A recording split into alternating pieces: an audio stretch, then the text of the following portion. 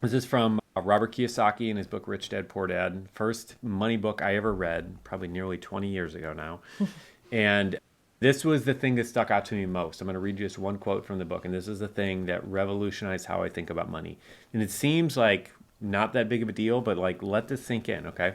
He said, rich people acquire assets. The poor and middle class acquire liabilities that they think are assets. An asset is something that puts money in my pocket. A liability takes money out of my pocket. And so as I began to think about this, I would love to hear an example of what we think is an asset, but is actually a liability. well, one of the things he specifically mentions is your house. So typically, middle class people believe their house is an asset.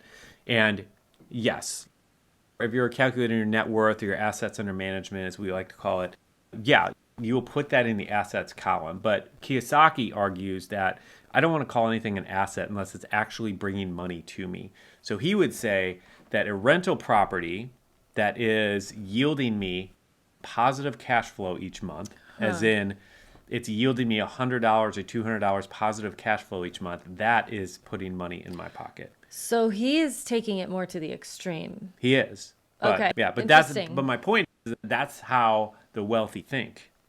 Right. And they're thinking about what can put money in my pocket Yeah. rather than Exactly. what do I want? Yeah. Yeah. And so and Int- whether or not a house is an asset or not, like that's not as big of a concern. The bigger issue is the fact that so many of us will spend $50,000 on a car that is going to like, completely the opposite of an asset. Right. That is just going to go down in value to next to nothing over the next 10 years. And it's something you can use, but It's something that you can use, but you can also buy a car for $5,000. You know what I mean? I mean, or anywhere in between, honestly. Yeah, but the point is Right. understanding what is an asset, what is the thing that is going to build your wealth, and what is the things or what are the things that are going to take away from that.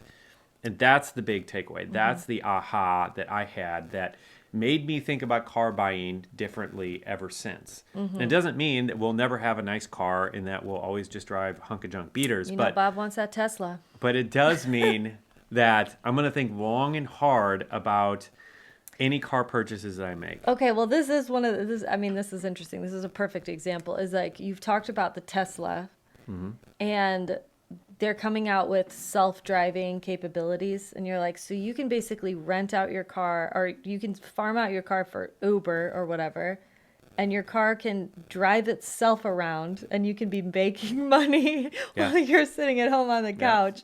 It's out making you money, which would be a real liability.